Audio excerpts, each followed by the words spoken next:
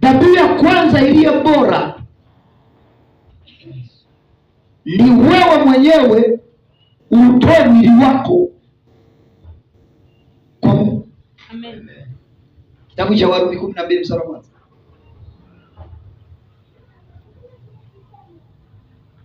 Warumi 12 mstari wa kwanza.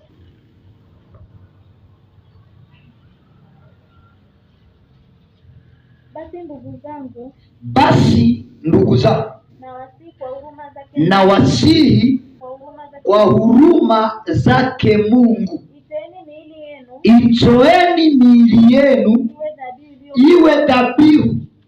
Neno dhabihu ni sadaka.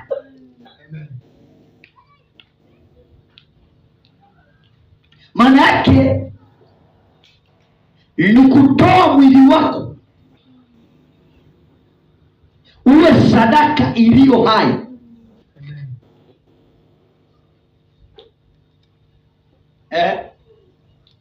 Itoeni miili yenu iwe dhabihu iliyo hai, takatifu ya kumpendeza na Mungu. Maana yake dhabihu ya shukrani unayemtolea Mungu, cha kwanza utoe nini?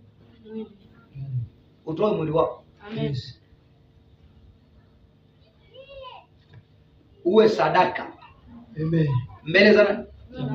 Mbele za Mungu.